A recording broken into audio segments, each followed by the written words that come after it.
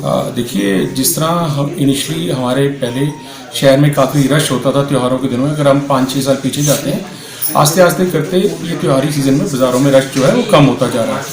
उसका एक मेन मुद्दा तो ये भी है कि लोगों को यहाँ पहुँचने के लिए थोड़ी दिक्कत है, क्योंकि पार्किंग की उतनी सुविधाएं हमारे बाज़ारों के आसपास नहीं है।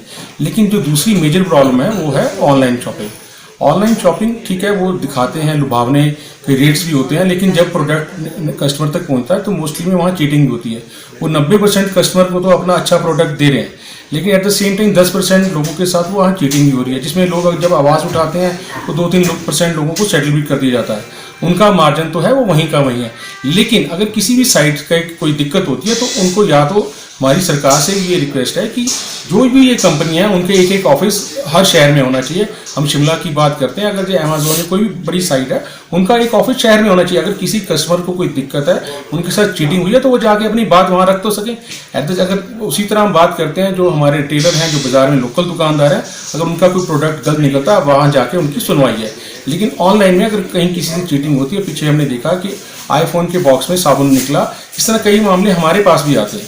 लेकिन वो मामले हैं वो कम है, उनको वो सेटल कर देते हैं, वो भी आधे सेटल होते हैं, आधे रह जाते हैं। जो लोग आवाज़ उठाते हैं उनके सेटल हो जाते हैं कहीं ना कहीं। और दूसरी बात जो मेजर है वो कहीं ना कहीं सरकार को भी काफ़ी चूना लगा रहे हैं, क्योंकि हमने बिल देखे हैं, ओखला का बिल है, उसमें लिखा है खसरा नंबर इतना ओखला, और कोई पर्टिकुलर ना जीएसटी नंबर है ना कोई एड्रेस है। वो कहीं ना कहीं जीएसटी और लेकर टैक्स में भी सरकार के साथ ठगी कर रहे हैं। जो दिखे डेफिनेटली, अगर जो व्यापारी जीएसटी कलेक्ट कर रहा है वो कहीं ना कहीं सरकार को आगे दे रहा है, और वही पैसा हमारे देश के, हमारे प्रदेश के, हमारे शहर की डेवलपमेंट में लगता है। तो कहीं ना कहीं इनके ऊपर शिकंजा कसा जाना चाहिए, ताकि ना ये रेवेन्यू चोरी कर सके, ना ही किसी कस्टमर से ठीक है कॉम्पिटिटिव प्राइस है, अगर इनको कहीं सस्ता मिलता है डेफिनेटली कस्टमर वहीं जाएगा। लेकिन जो सब स्टैंडर्ड ब्रांड है उसके ऊपर भी नकेल कसनी चाहिए। 5 साल में लगभग 50% जो है काम जो है ये ऑनलाइन उसमें शिफ्ट हो चुका है। बाज़ारों की रौनक जा चुकी है। यहाँ पे लोगों ने अपने एम्प्लॉयज़ कम कर दिए हैं, क्योंकि उतना बिजनेस दुकानदारों में रहा नहीं।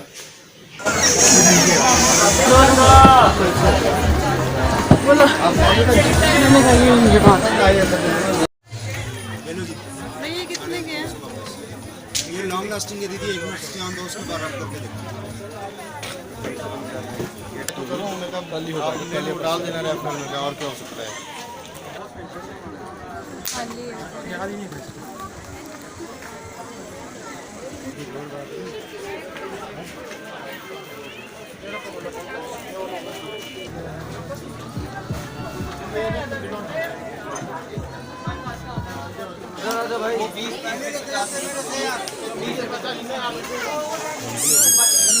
वेलवेट वाली चूड़ी 20 में वेलवेट वाली चूड़ी 20 और वेलवेट वाली चूड़ी 20 रुपए दर्जन।